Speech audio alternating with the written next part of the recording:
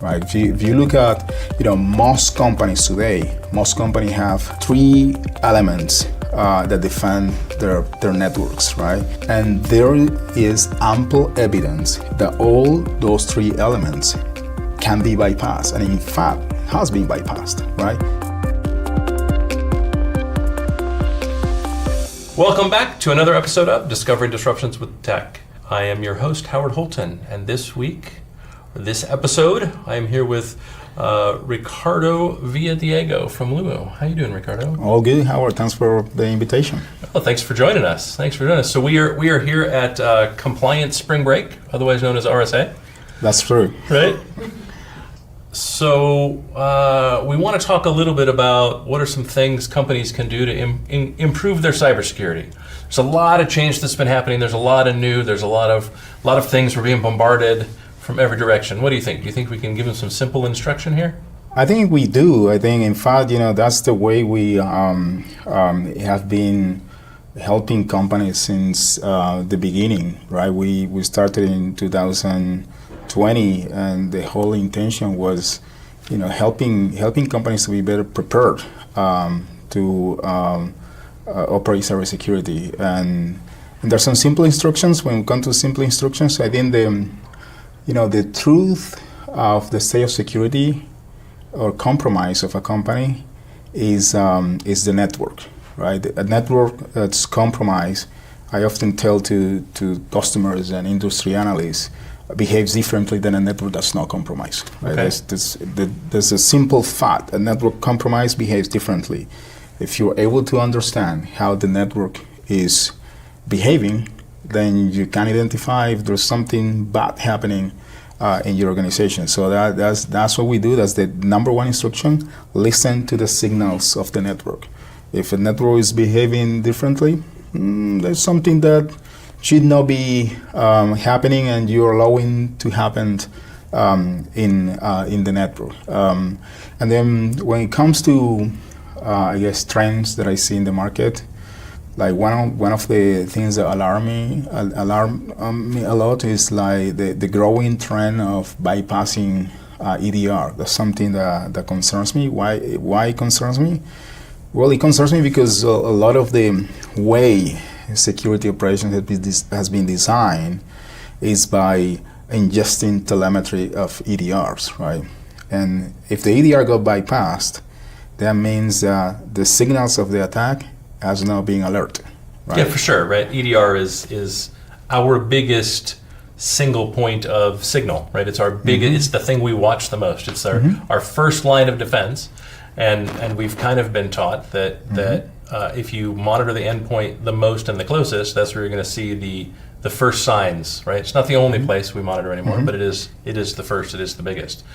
So this is a great opening. So now, tell us about yourself.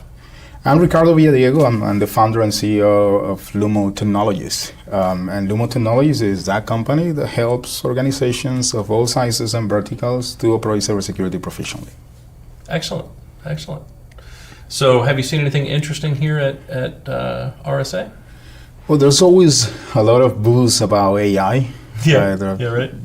100 vendors that claim to do AI. I think there is this rush to blend AI into the marketing message of most companies. That's one thing. That's an observation. The other observations that I have is that there's definitely this awakening of the industry that the network is vital. It's like at some point we lost the north, right? Sure. And we forgot that the network, give you that source of truth. Now I think that the market is awakening again into that. What do you think enabled that awakening? I think it's it is the alarming trend of bypass of security controls, right? If you look at most companies today, most companies have three elements that defend their networks, right? You have your perimeter defenses, you have your endpoint defenses, and you have your email security defenses. And there is ample evidence that all those three elements can be bypassed, and in fact has been bypassed, right? And when that happens, where the adversary lands, it lands in the network of the company. Regardless of how you define the network, right? The network is what you have on the cloud. The network is what you have on the hybrid environments, and the network is what you have on-prem, right? So I think that evidence has created that awakening that we had to put more focus on what's going on in the network. Interesting. Okay, so what can you do about it? I think my advice, like I said at the beginning, is let's listen to the signals of the network, right? And one thing that I loved about the network about giving this advice to the companies is that the signals of the network, you own that. Companies own that data. It's their data. As we're speaking here, there are millions of elements of network metadata that all these devices are producing, right? If we had the ability somehow to collect those devices, to analyze those devices, then now we have the ability to identify if there are contacts with adversarial infrastructure. And if that's the case, well, that's something that we didn't design that to occur. That's something that we had to shut down, right? So the network becomes that advantage point from which you can implement a most efficient way to do cybersecurity operations.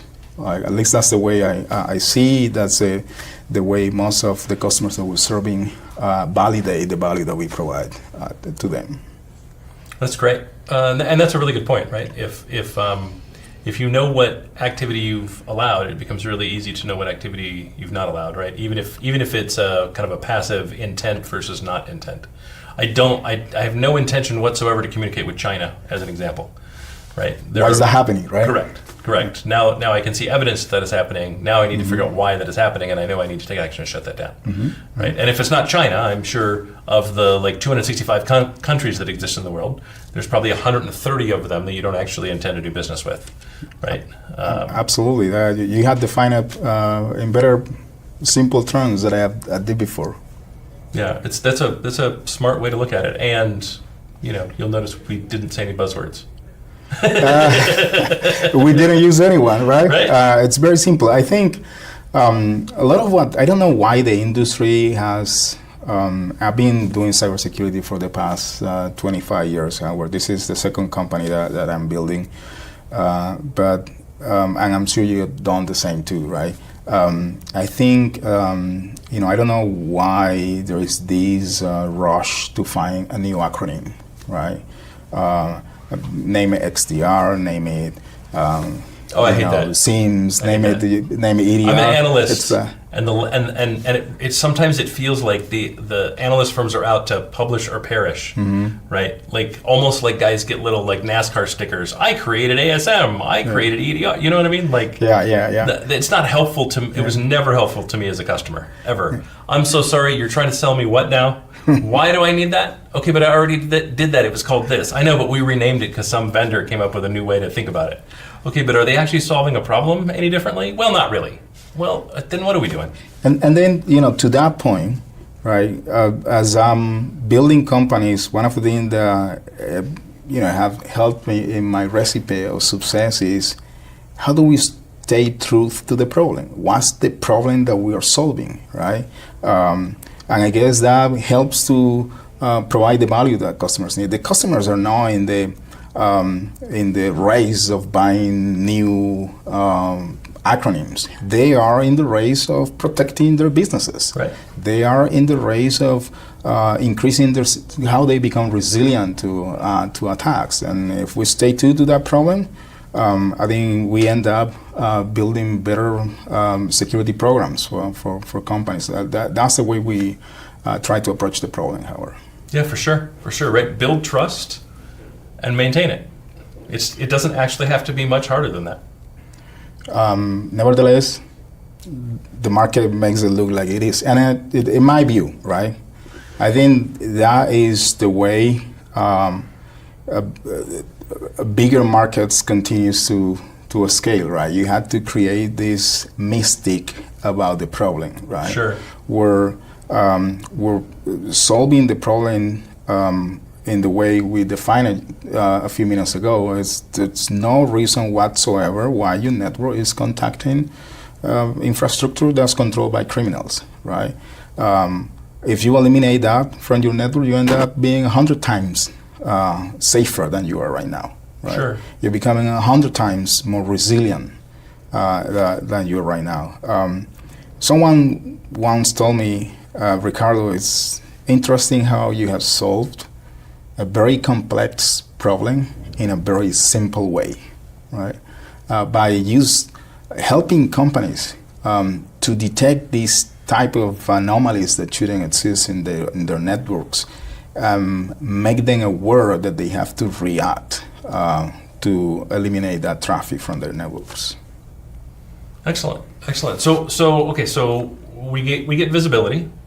It's amazing how many of these things kind of follow the same steps, right? Visibility, investigation, action, or reaction, action, right? Like it's kind of amazing how often. Okay, so the first thing I have is visibility. Oh, I'm communicating with something that I'm not aware that I'm communicating with. Mm-hmm. Right? Now I need to investigate and figure out, is this legitimate or illegitimate? I need to do that really quickly. Then I need to take and then I react because it is reactive, and then I put in place some sort of active enforcement. That's the way it should be done, right? Nevertheless, just to share with you a confidence, right? When I came out to market with this technology, naively perhaps, I thought that companies knew what to do if they knew that one of their assets was contacting adversarial infrastructure. Guess what? They don't, right? In many cases, they prefer not to know that because now you have to act. Correct. Right? Now I have to take action. Now you have to take actions. So that helped us to awake, to build something that helps companies to automatically respond to the attacks. So now with the technologies that we have, and I'm hesitating that I'm talking a lot about our technology, but I guess it's appropriate for the topic that we're talking here. Every time Lumo identifies a threat actor, we automatically take actions to neutralize that threat actor in the network, and we do that by using the stack that the company already has. And that helps to increase the return of investments of those controls that you already have deployed in your network. Sure. Well, this has been great. So if people want to learn more, how do they contact you? They can go to Lumo.io.